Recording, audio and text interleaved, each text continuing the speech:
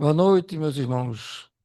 Sejam todos bem-vindos nesta casa de oração, trabalho e caridade, para mais uma noite de estudos da doutrina consoladora. Hoje é uma noite especial, porque esta casa está completando 74 anos de sua criação. Eu diria que isso foi a chama divina que chegou e trouxe aqueles que iniciaram esses trabalhos, construíram esse caminho e hoje estamos aqui nesses longos 74 anos que eu não participei do começo, mas temos aqui nosso irmão Fernando Veloso, que dos 74 ele tem 72 de casa.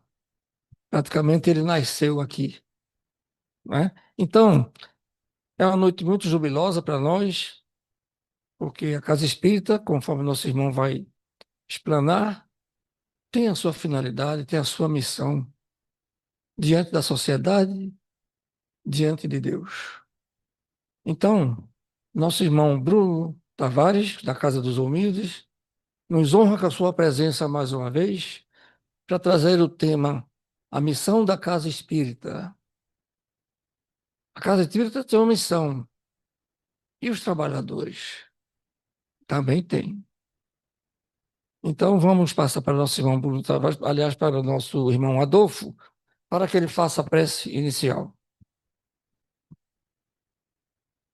Boa noite a todos. Vamos nos conectar com todos os que podem ajudar nós, a tanto aqui presentes, encarnados e desencarnados.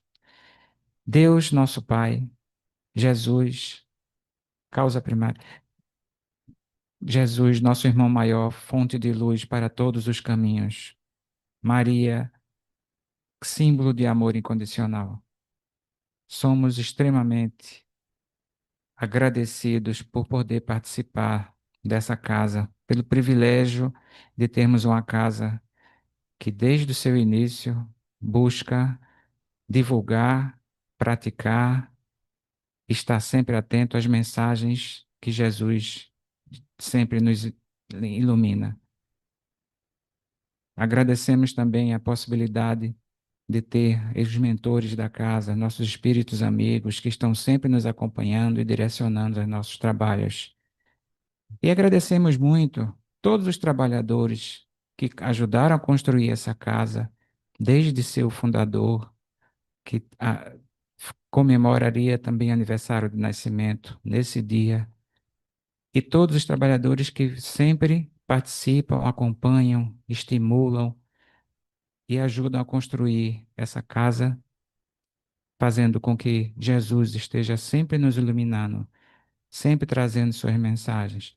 Apesar de todas as nossas dificuldades, apesar de todas as nossas imperfeições, certamente esse é um lugar onde nós poderemos trabalhar tudo isso e receber o Consolador que vai nos ajudar nessa missão e que ela seja muito profícua, que ela dure mais muitos e muitos anos e que todos estejamos empenhados em trazer sempre a luz de Jesus para essa casa e para nossas vidas. Assim seja. Devolvo a palavra para nosso irmão Luiz para que dê iniciada a nosso trabalho de hoje. Que assim seja. Então, meus irmãos, vamos passar a palavra ao nosso querido orador Bruno Tavares para que nos traga a sua mensagem. Muita paz.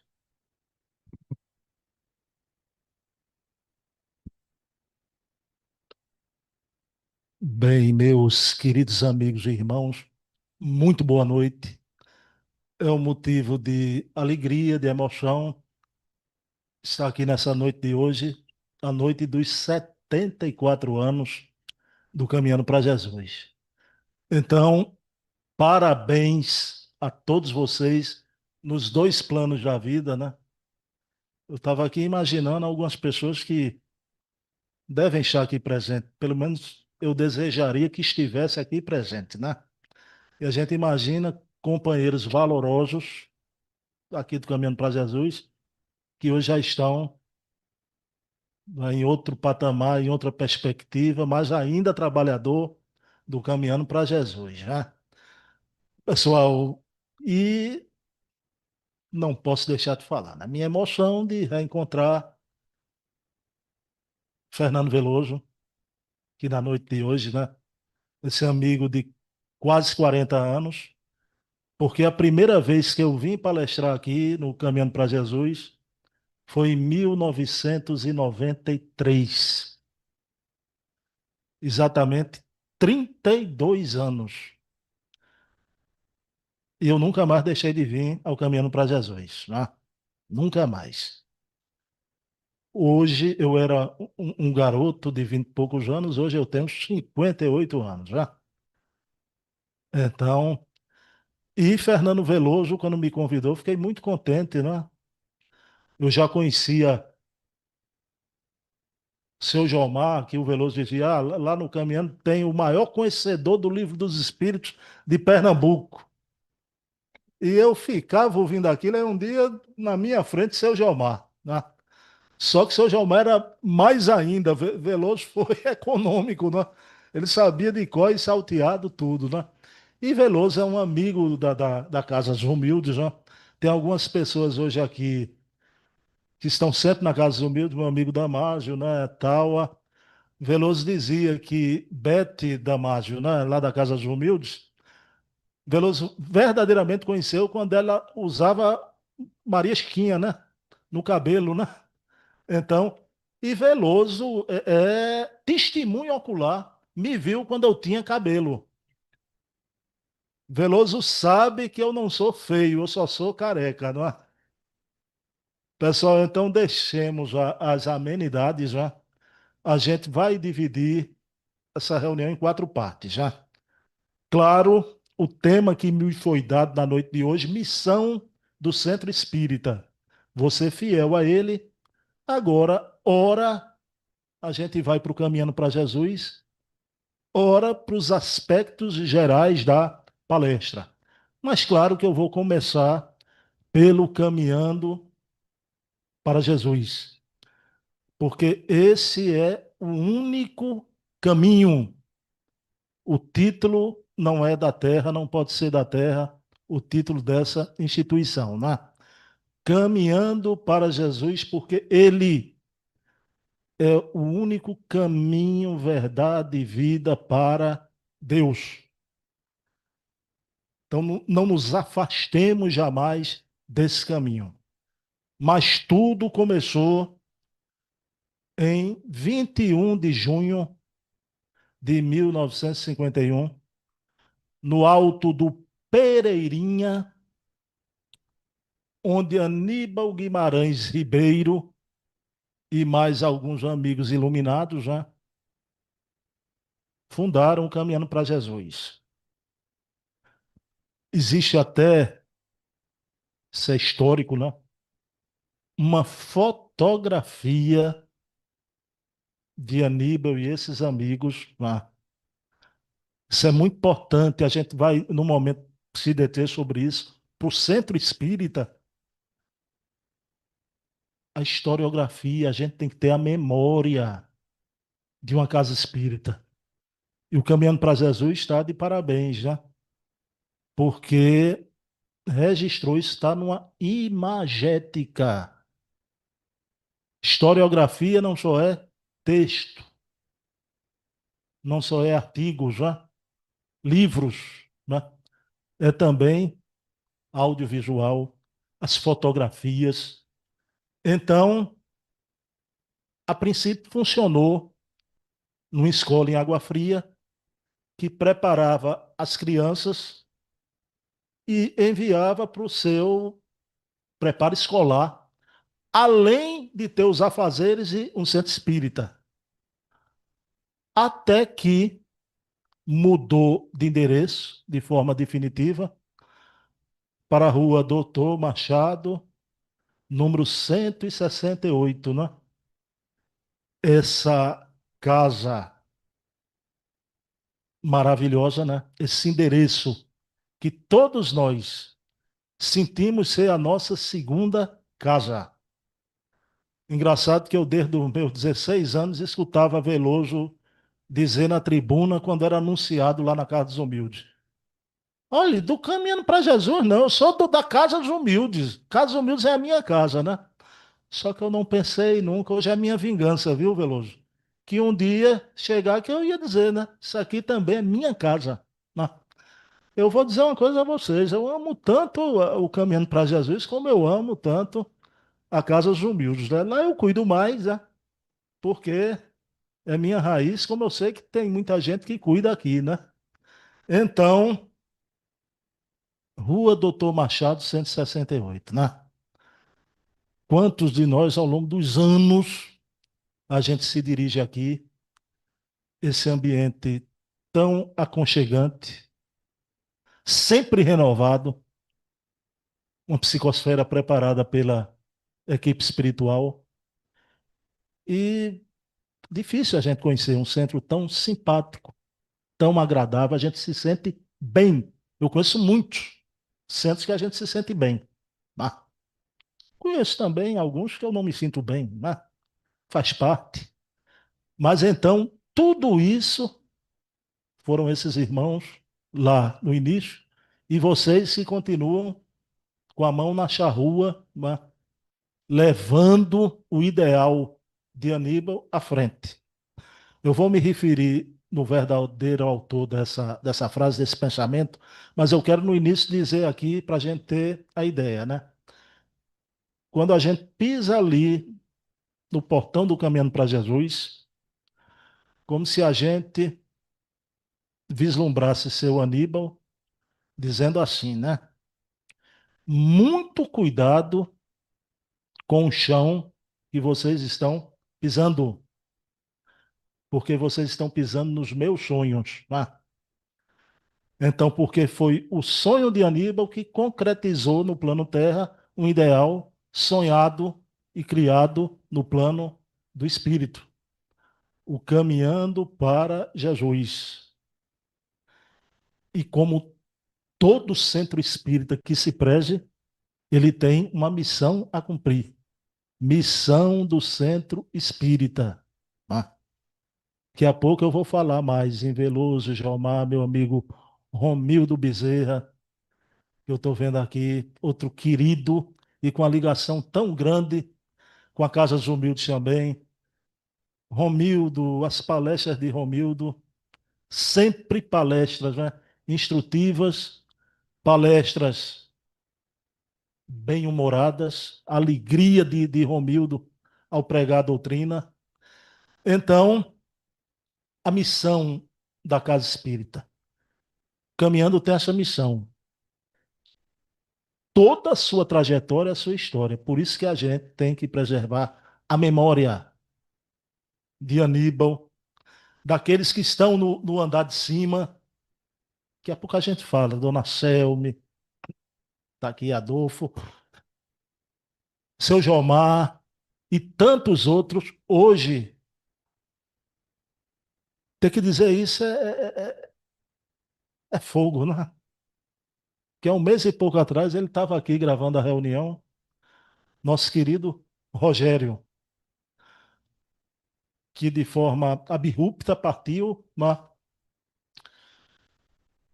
sem preparar a gente, sem preparar. Né? Rogério também que bebeu, se contaminou, né? Com essa energia maravilhosa do caminhando. Ele já tinha esses predicados já, mas era um gentleman, um cavalheiro, um homem muito educado, pacificador. Coisa tão importante e tão difícil nos movimentos de homens, como o Rogério era pacificador. Ah, então, toda essa trajetória, essa história, a gente tem que preservar, contar, passar adiante. Aliás, é um momento novo. O Espiritismo, graças a Deus, com o advento da pandemia, quando fecharam as portas da Casa Espírita, parece que a espiritualidade estava. Eles vivem outra perspectiva, sabiam o que ia ocorrer, aproveitou para dar um cavalo de pau na história do Espiritismo no Brasil e no mundo, quando revelou as fontes primárias, né? Então, tudo que a gente sabia do movimento espírita, tinha muita coisa que não era verdade, era mito. A gente viu as biografias de Kardec, coisas que para muita gente não tem importância, mas tem muita importância. Até a história do mestre de Lyon, Kardec jamais viveu em Lyon, né? Viveu em Bourg-en-Bresse, né? Então, as meninas de Kardec não eram meninas, a gente já falou aqui. Os médios eram as fadas druidezas reencarnadas. Eram nada, era muita gente complicada que não passava um ano. Kardec, na sua equipe, os médios não passavam um ano. Todos esses documentos sendo revelados. E também aqui no Brasil, a gente, doutor Bezerra de Menezes, que a gente carinhosamente, a Casa dos Humildes é um centro que tem como protetor espiritual Bezerra de Menezes, a gente sempre chamava Bezerrinha. Eu fui ver a verdadeira biografia do Bezerra agora, né? Com as fontes primárias, um trabalho de 40 anos do historiador Luciano Clay. Eu não chamo mais Bezerrinha, é Bezerrão, porque é quase outra personalidade do que a gente conhecia. Um homem de um poder de decisão impressionante, né? E um homem que muitas vezes dizia não. A gente toma água fluidificada só agora com as fontes primárias. A gente sabe quem foi que implantou isso no movimento espírita. A água magnetizada vem desde o Egito Antigo, né? Mas essa leitura nossa da água fluidificada, nessa prática na casa espírita, foi Bezerra de Menezes, porque ele era o maior estudioso de hidroterapia, né? E na Santa Casa de Misericórdia tinha um departamento de hidroterapia. Quando ele estudando o espiritismo, conhecia também o magnetismo, então começou a adotar em centros do Rio de Janeiro. Eu não sabia disso. Estou dizendo como é importante a historiografia, não é? E Bezerra, lá no Ceará, nasceu em Riacho do Sangue, havia uma romaria na fazenda Santa Maria. As pessoas iam lá como procissão. Ele não nasceu na fazenda Santa Maria, nasceu na fazenda das Pedras. Veja bem. Então, muita coisa, aquela coisa dos poderes discricionários de Bezerra, ele pediu. Senão a FEB falia naquela época. Ele realmente fez aquele pedido, porque muita gente até critica, né? O Bezerra de Menezes teve realmente mão de ferro na condução do movimento espírita do Brasil. Mas o que é que acontece? A Casa Espírita precisa registrar. Esse momento está sendo registrado, né? O valor que tem o audiovisual. Eu me lembro, hoje em dia, o Caminhando para Jesus até está numa fase melhor que os centros espíritas, uma gravação de excelente qualidade, mas Fernando Veloso não havia um vídeo de Fernando Veloso de décadas de dedicação ao espiritismo. O primeiro vídeo de Fernando Veloso palestrando de forma online foi lá através da Casa dos Humildes, né? Então veja bem. Primeiro, quantos e quantos por desleixo podiam, já na época do celular, eu tenho um amigo, eu tenho vários amigos já. Isso não é uma crítica, não é uma contestação, é uma constatação. São tão meus amigos e irmãos que eu vou dizer o nome, né? Por exemplo, eu sou muito amigo da família Coimbra, minha irmã que está lá no fim, é amiga de Diana, né? E eu digo, meu Deus, partiu Paulo Coimbra, que para mim foi o maior nome do espiritismo em Pernambuco.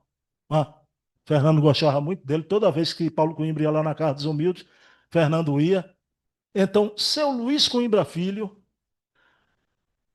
Coimbrinha, o outro tio, na época do celular não há um registro.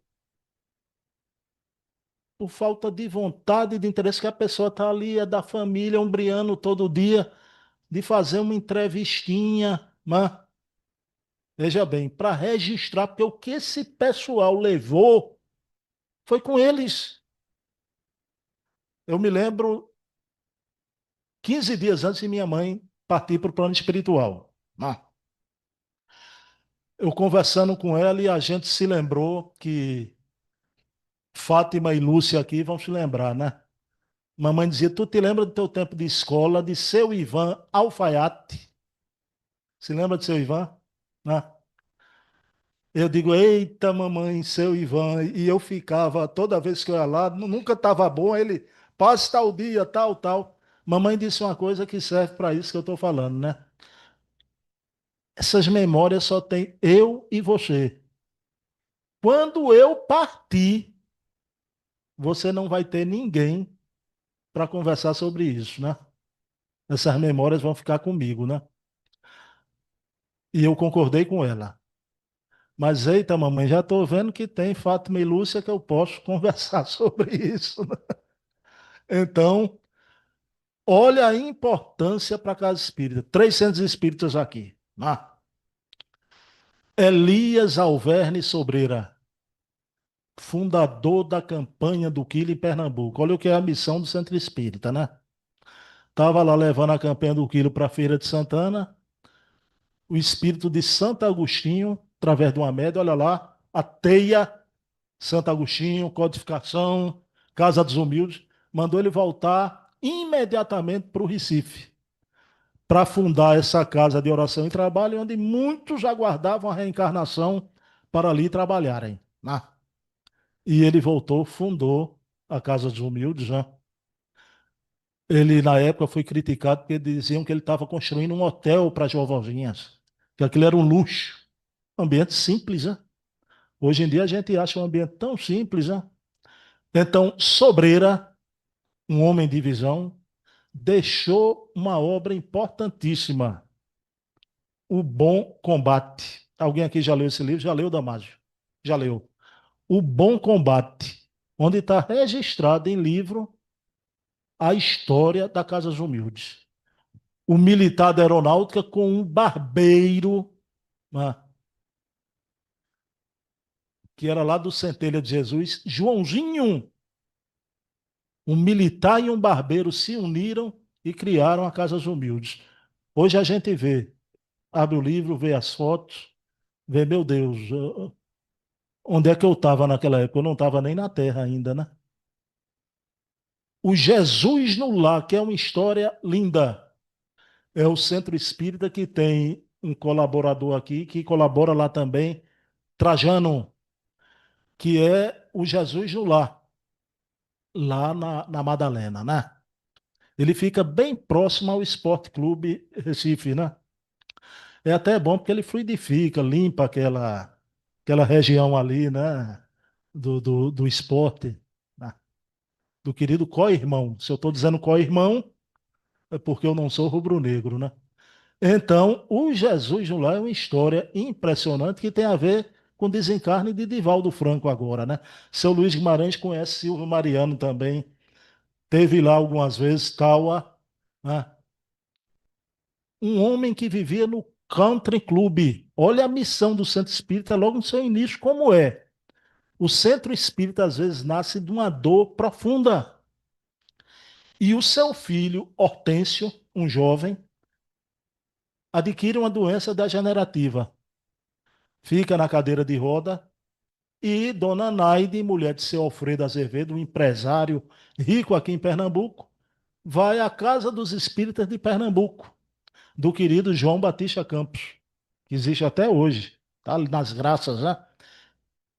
E ali Hortêncio melhora num primeiro momento, mas realmente era o canto do cisne, né? A despedida dele, aquele encontro com o espiritismo, mas ele estava prestes a partir. E seu Alfredo deixava Dona Naide e Hortêncio na Casa dos Espíritas e ia para o country club beber uísque. Até o ponto do querido Batista Campos, uma vez quando ele foi levar o menino, o Batista Campos se dirigiu até ele. Olha, o senhor é o pai desse jovem. Sua esposa fazendo um esforço, né, num momento. Entre, vamos assistir uma reunião.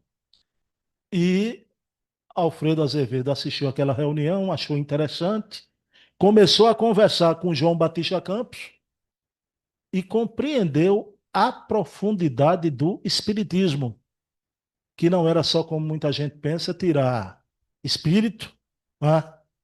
Então, ou cura, e passou aí as reuniões. Então, largou o uísque, deixou as domingueiras do country club para acompanhar a esposa. Nada contra ir ao country club, ele gostava muito de corrida de cavalo, mas Hortêncio partiu para o plano espiritual.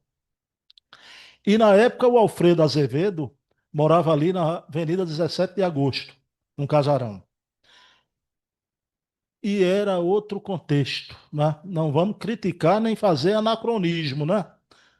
Por exemplo, tem famílias aqui ainda de muito tempo que ainda tem reunião familiar.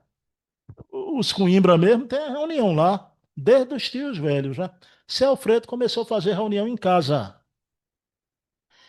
E através do médium José Noronha, que deu nome até a um centro lá da Ilha do Retiro, que eu não sabia de onde vinha aquele nome, quem era José Noronha, fiquei sabendo agora.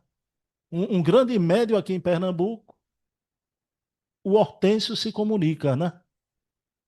E estava na mesinha de estudo a obra Jesus no Lar, de Neio Lúcio, psicografada por Chico Xavier. E Hortêncio orienta o pai e a mãe, dizia que era um desejo dele e da espiritualidade, e o pai tinha todas as condições de comprar uma casa e fundar o núcleo espírita Jesus no Lar. E Alfredo Azevedo vai fazer isso, né? Vai atrás de um terreno, mas aí aquelas reuniões. Ele era um homem com muita influência na sociedade, não só de Pernambuco, da Bahia, de Alagoas. E alguém disse: olha, chame o Divaldo Franco para ir a Pernambuco. Eu soube aqui na noite de hoje que, por Fernando Veloso, a gente estava conversando, que doutor Aníbal Ribeiro era muito amigo de Divaldo. E quando o Divaldo vinha aqui no Recife, doutor Aníbal ia sempre até Divaldo, quer dizer, a ligação também no caminhando com Divaldo. Então, o Divaldo veio a Recife, mas naquele tempo desceu no avião da Pané. O pessoal lá, Silvio Mariano, tem até a fotografia, né? O avião da Pané. Divaldo novinho, 23 anos de idade.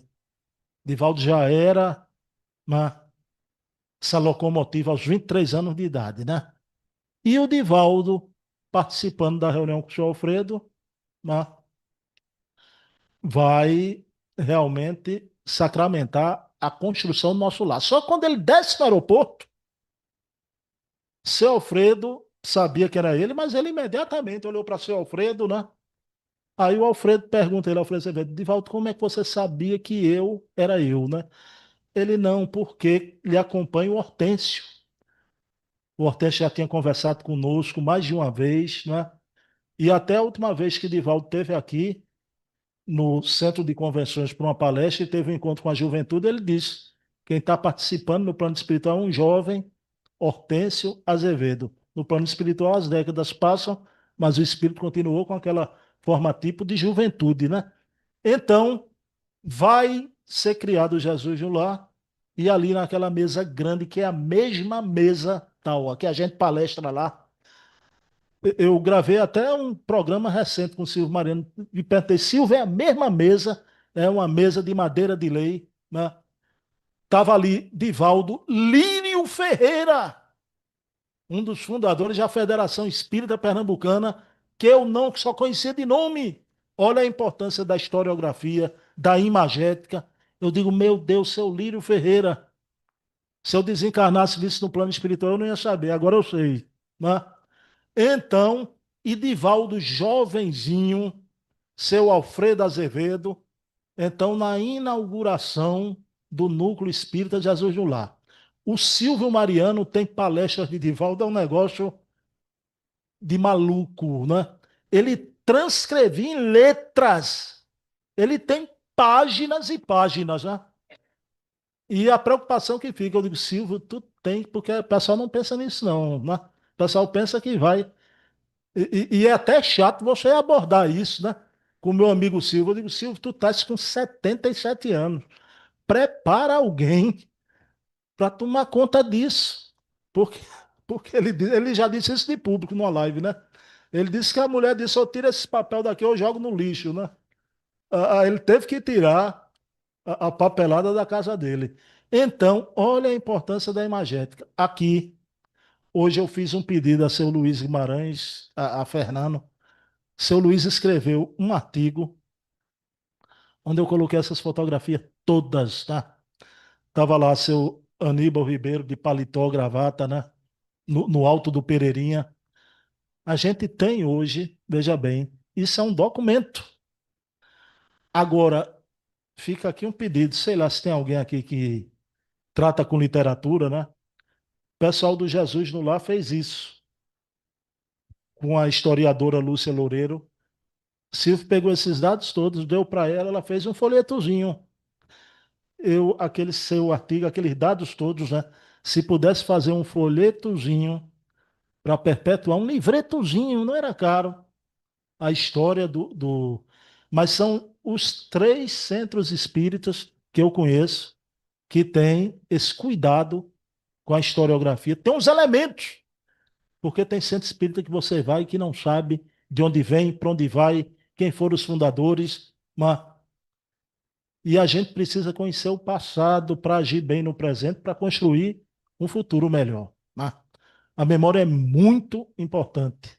É muito importante, né? Por isso que hoje é um resgate maravilhoso até da obra de Kardec e vamos para o terceiro momento aqui. São 4 partes, né? Vamos para a terceira parte.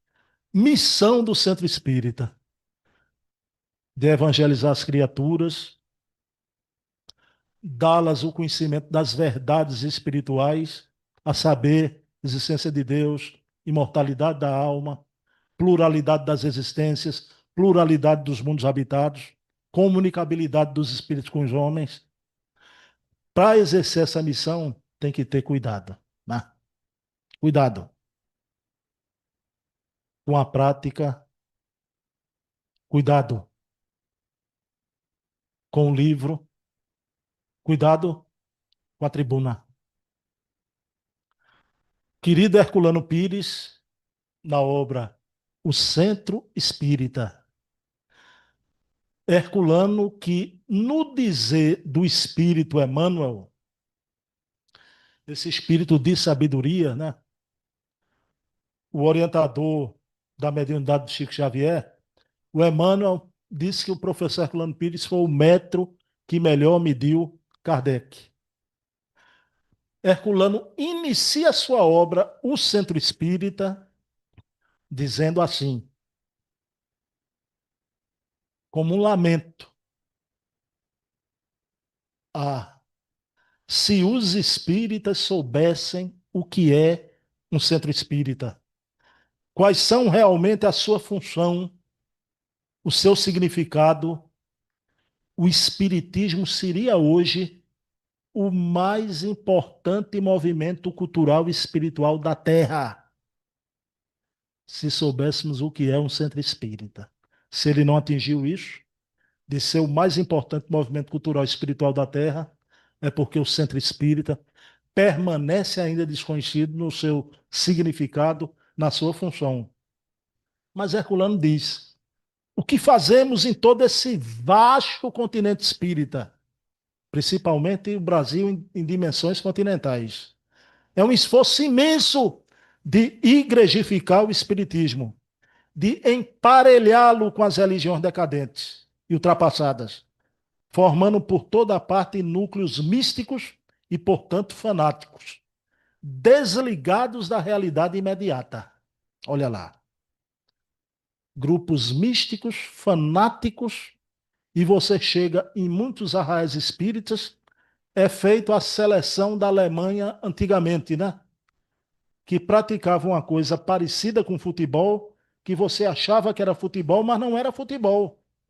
Você chega em alguns arraiais que se intitula de espírita, pratica algo que é semelhante, parecido, quer parecer com o espiritismo, mas que não é espiritismo. Então, na sua prática, muito cuidado. Daqui a pouco eu vou falar nessa panaceia que está o censo que saiu, né? Muito cuidado com isso. Eu sou de um tempo de muito sofrimento que a minha casa espírita viveu. Fernando Veloso acompanhou isso tudo, né? Onde uma presidente imprevidente criou uma tal de cromoterapia, onde era uma febre, era o passe comum, ninguém ia tomar passe. A cromoterapia, todo mundo lá, para a luzinha vermelha e azul. Isso não é uma prática espírita, pelo amor de Deus. Eu soube até que o criador aqui chegou, deu uma cantada em Veloso, né? Olha, quer levar para o Caminhando para Jesus? Veloso disse um rotundo não na época a ele, né? Então, difícil não é colocar, difícil é para tirar esse penduricalho. Por quê? Causou, né, ressentimentos. O grupo que estava saiu, mas tinha que acabar, não podia aquilo continuar. Uma casa lidimamente espírita, né? Então, que tem hoje por aí apometria. Pessoal, eu estou aqui com o meu amigo Damasco, que não me diz mentir, é até bom quando tem gente que sente que tem até pilha. Você senta para tomar passe, você segura duas pilhas. Isso existe aqui em Pernambuco, vocês acreditam? Herculano estava certo. Núcleos de místico, de fanáticos, já. Então a nossa prática, a nossa profilaxia é simples. Como a espiritualidade superior nos trouxe profilaxia do passe, da água fluidificada, da desobsessão, a profilaxia da prática da caridade. Essa é a nossa profilaxia. Não trazer técnicas mirabolantes para dentro da casa espírita.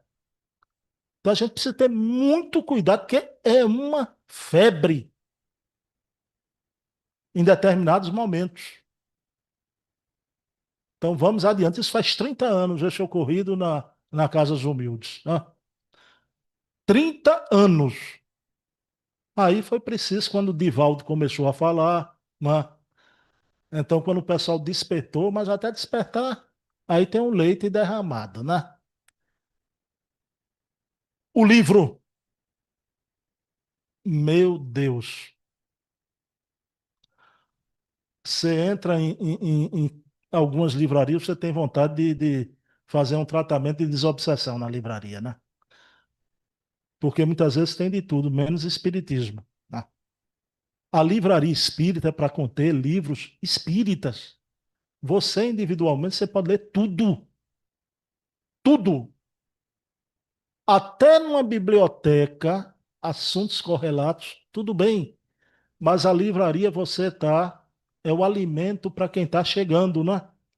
A querida Dona Ivone do Amaral Pereira, esse espírito maravilhoso, lindo, né?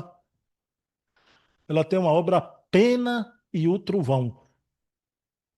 A pena, o que vem pela psicografia, as mensagens, as obras, né? O trovão, o que vem pela palavra falada, né? Então, muito cuidado, a gente, pessoal, não temos tempo. Nossa vida é corrida. Quem aqui já leu os 28 livros de Allan Kardec? São 28. Pentateuco, Obras Póstumas, o que é o Espiritismo, Viagem Espírita, O Principiante Espírita, toda a coleção da Revista Espírita, com 12 volumes. Revista Espírita que Herculano Pires diz, é o coração da obra de Kardec. Um verdadeiro tesouro. Você pega a Revista Espírita, tem muita coisa que tem trechinhos no Livro dos Médiuns, um parágrafo ou outro, e tem um desenvolvimento inteiro do assunto na Revista Espírita de Kardec, né? Você tem as obras de Chico Xavier, 460 obras do querido Chico. Você vai para Divaldo, 300 e tantas. Divaldo não escreveu mais, não psicografou mais, porque não era um escriba, era um tribuno. De Dona Ivone do Amaral Pereira. Você vai para os clássicos do Espiritismo. Flammarion, Bolzano, Denis, Delane. Aqui no Brasil, Herculano Pires. Hermínio Corrêa de Miranda. Então, para que ler obras que trazem um conteúdo enganoso, antidoutrinário, e às vezes mentiroso, que está ali não corresponde com a doutrina e às vezes não é o espírito que se diz comunicar, né? Você encontra essas obras aí, o pessoal compra a granel, né? Espírito Cazuza faz parte do meu show, tá aí um livro, né? Getúlio Vargas nas duas vidas. Então veja bem.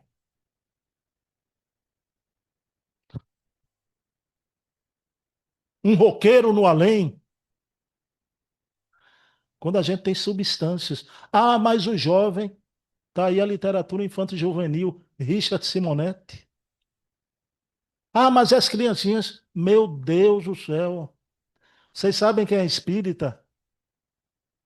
Maurício de Souza, o autor da Turma da Mônica, que tem uma série de livros da Turma da Mônica com princípios espíritas. Cascão, Mônica, Magali, tudo falando sobre reencarnação, mediunidade. Olha aí. Então a gente tem que ter cuidado e a casa espírita tem que ter cuidado com a mensagem que é passado para o grande público, não é? E o trovão, a tribuna, mais ainda, principalmente desse momento que vivemos, o momento que a verdade deixou de ser verdade. Verdade é narrativa de um lado ou do outro, mas não é só no campo político, é em tudo nessa vida. Então, a nossa bandeira aqui não é bandeira nem para cá, nem para lá, é espiritismo. Os nossos exemplos, se eu for dar um exemplo, eu tenho um exemplo espírita, para que dar outro? Quando você sabe que aquilo ali vai dividir, né? Aquilo ali não vai somar, vai dividir. Então, muito cuidado, temáticas que você vai programar para chamar determinado orador. Tratar em tema polêmico, porque numa reunião pública, é o lugar da tribuna da reunião pública, não está ali espírita de 72 anos, né, de 40 e poucos anos, está ali gente que está chegando no seu primeiro contato com a doutrina. Então tem que saber que o Espiritismo é a terceira revelação de Deus para a humanidade, as três revelações, tem um desenvolvimento equilibrado, sério, tranquilo, dos temas do Evangelho segundo o Espiritismo. O livro dos Espíritos de Kardec, pergunta a pergunta. Aliás, na Revista Espírita de 1864, está lá textualmente Allan Kardec. Não tragamos os assuntos irritantes da política para os nossos ambientes. Está lá textualmente. E às vezes o que a gente vê é decorar. Decorar. Veja bem. E é de um lado e de outro dessa luta. Cada um aproveita, né, uma ocasião. Não! A gente pode ter mil bandeiras e outra coisa. Somos seres humanos. Cada um pode ter suas preferências, quaisquer que sejam, agora respeitar do outro. Né? Porque eu amo meu tio, eu amo meu avô. Aí porque ele tem outra preferência, aí morreu, tem mais virtude nenhuma. Aquela coisa linda que era o relacionamento da gente vai mudar por causa disso. Né? Então, assim, na casa espírita, né? Aliás, o espiritismo é o ideal de vida mais alto do que qualquer ideal do campo material, né? Isso tudo vai passar de rodão. E aqui é uma casa que eu sei que prepara os oradores, né? E daqui a pouco eu vou falar nos oradores aqui do Caminhando também. Mas vamos, aí sai o senso, essa preocupação toda que a gente tem com as práticas, com as obras, com a palavra, sai o senso. E todo mundo em polvorosa. Meu Deus do céu, o senso disse que o movimento espírita diminuiu. 0, tanto era 1%, tanto, diminuiu tanto, a outra religião cresceu. Meus queridos irmãos, me diga quando nós tivemos mais de, não é nem 2 dígitos. Nós ultrapassamos essa cifra de 1% para 2%, 3%. Quando? Nunca! Nunca! Nem na época de Bezerra, né? Nem depois, nem na época de Chico. Houve até um crescimento, mas não a ponto dessa mudança exponencial. Aí é que vem Raul Teixeira, o Espiritismo é para os fortes. O Espiritismo é uma doutrina que toca na conduta, no comportamento. Não é uma filosofia do conhecimento apenas. É uma filosofia comportamental. Aí você vê, não precisamos mudar as práticas da casa espírita, porque está havendo uma diminuição. Muito cuidado. Ah, você sabe, até para trazer o jovem. Não é só o jovem, os jovens, os adultos, as pessoas hoje estão com a síndrome do pensamento acelerado. Chega uma carta de novidade, a partir do momento que experimenta, enjoam antes do anoitecer. Enjoam. Aí vamos mudar. Vamos botar a dança do Gugu no centro. Vamos chamar a Joelma lá de Belém do Pará e fazer uma churrascada no centro. Aí vai trazer uma multidão. Vamos descaracterizar a casa espírita, né? Pessoal, infelizmente as pessoas não compreendem. Nós não fazemos proselitismo. Não fazemos. Não fazemos. Olha, eu não abro uma live dessa, eu nunca fiz. Se inscreva no canal, toque o sininho, né? Então, quem gostar, gostou, faça. Quem não gostar. Agora, quem faz, acho nada demais. Mas eu estou dizendo, não é o proselitismo que a gente tem que trabalhar. Muito cuidado para a gente não crescer em superfície e perder a profundidade. Onde vai ter outra coisa, uma miscelânea de coisas, mas que não é o espiritismo. O que é que os espíritos dizem? Ontem eu estava com o Damaso lá na Casa dos Humildes. A gente viu a Revista Espírita de 1866. Damaso está aqui, não me deixa mentir. A gente viu a comunicação dos espíritos para Allan Kardec. O tema era orientação dos espíritos sobre a regeneração da humanidade. E os espíritos disseram que o espiritismo vai exercer um papel fundamental nessa transformação, nessa regeneração humana. Porque é uma doutrina do futuro.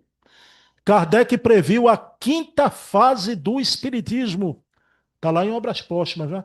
Das consequências sociais. Então ainda não é o momento. Aliás, o momento da Terra agora é o momento mais grave que já houve, né? É o momento de aferir as nossas consciências. Estamos na noite profética da grande transição. Terra deixará de ser um mundo de expiação e prova para ser um mundo de regeneração. Então não vamos ficar assustados. Aliás, eu me lembro que quando eu tinha 17 anos, 18, eu conversei com o seu Luiz Honorato, porque já existia isso. Seu Luiz, olha, o espiritismo está diminuindo, pode se acabar. Eu estou aqui com 58 anos e hoje eu escuto isso, né? O espiritismo não vai acabar, sabe por quê? Porque ele é uma força das leis da natureza. Vocês não sabem disso? Ele é a terceira revelação de Deus à humanidade. Vocês não sabem disso? Ele é o consolador prometido por Jesus. A gente não sabe disso. Não é? Tanto lá na França como no Brasil, esse trabalho todo para uma casa como essa ser fundada. nos dois planos da vida e é fundada. Olha onde se encontra hoje o caminhando. E como é que a gente vai desesperar? O Espiritismo pode acabar, né? Espiritismo ainda não marcou a sua época de ouro. E a gratidão que a gente deve ter, e a missão da Casa Espírita, nós nem na época de ouro ainda estamos, onde o Espiritismo desempenhará esse papel na regeneração humana. E nós somos espíritas. Quer dizer, isso é um motivo de gáudio, de alegria, de honra e de responsabilidade, claro. Mas a alegria de ser espírita, quando muitos não tiveram, não terão, nesse momento, essa oportunidade só daqui a muito tempo, né? Há muito tempo. Então, o espiritismo irá prevalecer. Até uma mensagem final muito bonita, né? Que o espiritismo abraçará, né? Toda a herança das religiões e das filosofias da Terra na mensagem, né? Com a ideia da reencarnação, da imortalidade. E você vai olhar o centro espírita, a gente manter como esse aqui, na pureza primitiva do cristianismo redivivo. Aí vem o Caminhando para Jesus, quarta parte da reunião. Esse trabalho maravilhoso que hoje foi no início, porque vai ter uma prece ali para o aniversário, né? Então, uma prece, etc, etc, etc, né? Então, vejam bem, as mãos de luz. O dia mais feliz da minha vida, que não substitui até hoje, que eu me lembro, que eu tremia dos pés ao fio de cabelo que existia na época, né? Então, foi o meu primeiro passe. Pessoal, eu me lembro até a pessoa que eu dei meu primeiro passe. Eu me lembro, né? Então, que emoção. Você vem para a Casa Espírita, as mãos de luz, né? Todo esse trabalho, o Caminhando tem, a profilaxia. Aí você vem a mediunidade, os médios aqui de forma simples, naquele culto pneumático lá das escolas do passado, que no cristianismo aconteceu. Na época de Kardec, a gente continua com essa prática, porque não há um espiritismo sem espíritos. É isso que a gente tem que tocar, não é? Então não é personalismo de nenhum homem. O espiritismo é a doutrina dos espíritos. E a mediunidade é santamente praticada, né? A tribuna aqui do Caminhando. Ah, essa tribuna séria, essa tribuna que eu tive a honra de conhecer. Jomar, Fernando Veloso, meu querido Romildo e tantos outros que aquele militar Alexandre Lobo, ah, e outros tantos aqui. Hoje continua o pessoal aqui, né?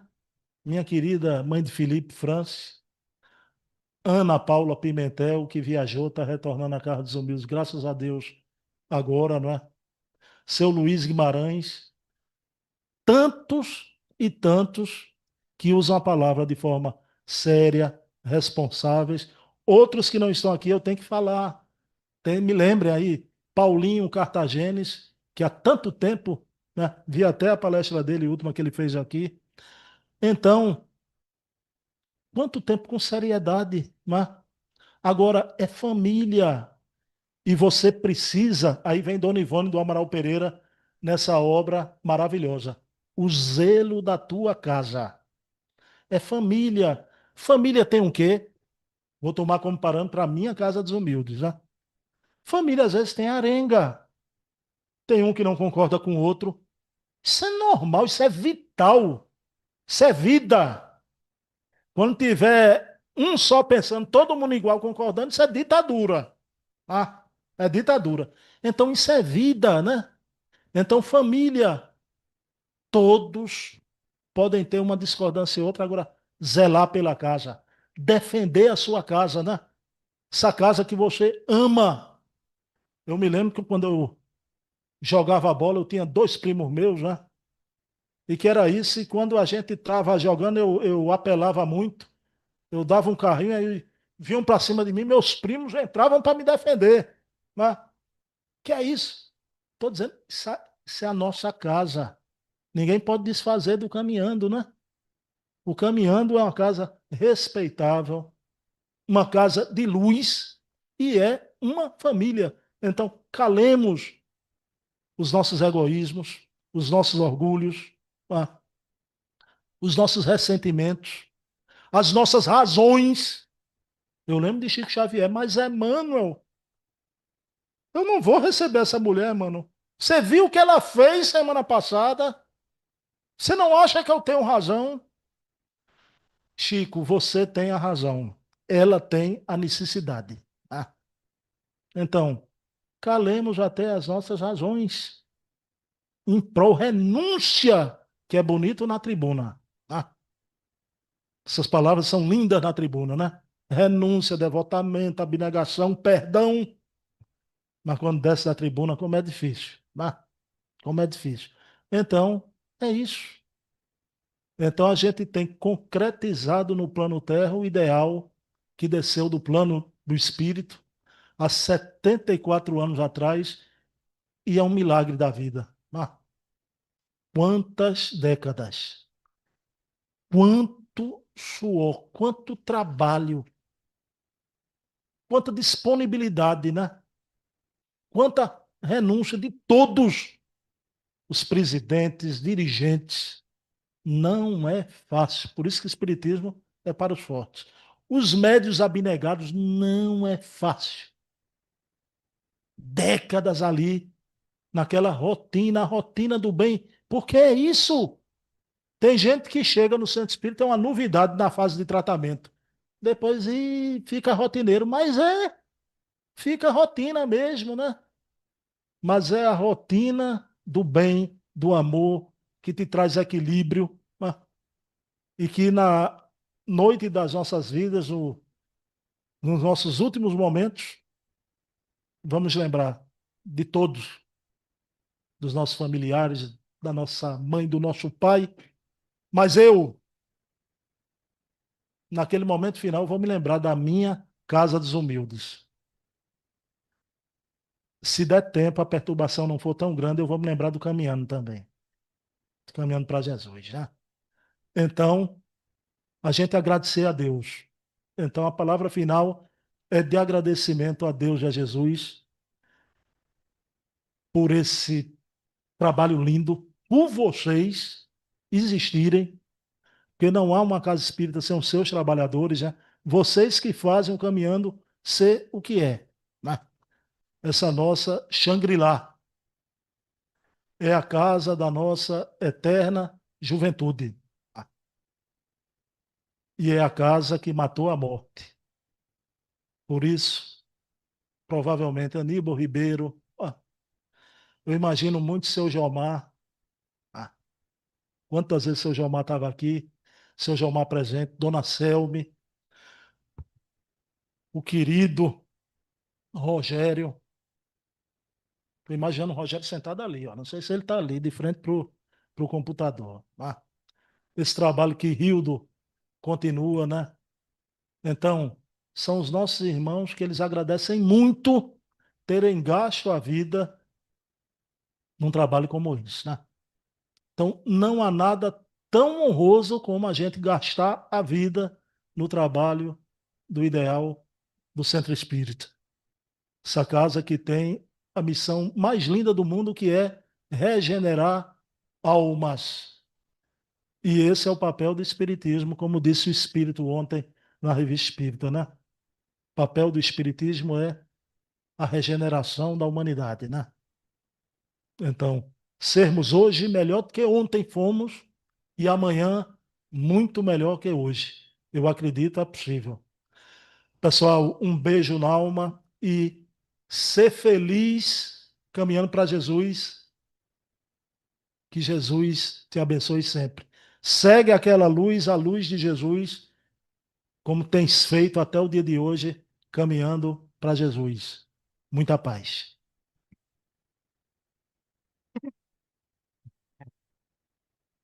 Obrigado, Bruno, por sua gratidão, por tantas informações, tantas memórias para aqueles que não conviveram naquelas épocas passadas. Isso para a gente é importante, esse registro.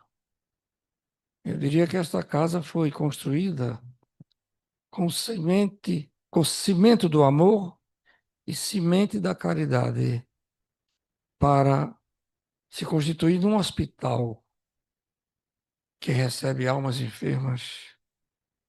É isso que é o trabalho da Casa Espírita aqui. Servir, servir sempre e procurar sempre servir bem. É essa a nossa missão como trabalhador. Sem o trabalhador, como disse nosso irmão, a casa não existe. A missão da Casa Espírita é a missão de cada um de nós para manter esse verdadeiro quartel de amor, de caridade, de compaixão, que todos que aqui chegam, chegam carentes. E todos nós somos carentes diante de Deus pelas nossas imperfeições.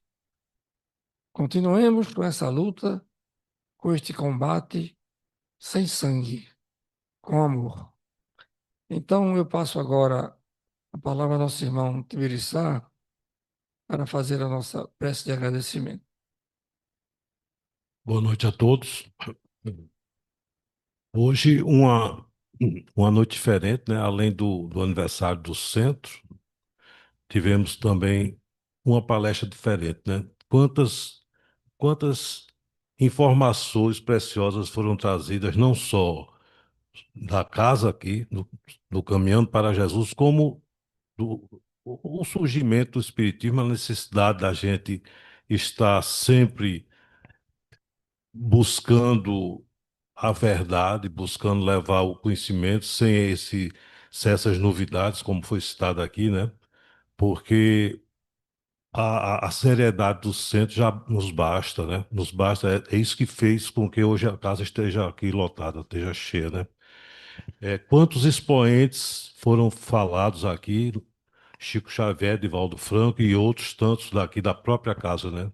Então, que nós nos mantenhamos firmes no propósito de buscar sempre a casa, porque é nela onde a gente sacia a nossa fome e a nossa sede de saber, né? Saber esse que é saciado com os ensinamentos da doutrina, ensinamentos esses que vão nos levar a um dia podermos nos tornar homens de bem, né? Que é o nosso objetivo maior. Eu peço então agora a permissão do nosso dirigente para que eu possa fazer a prece de Cáritas. Para encerramento.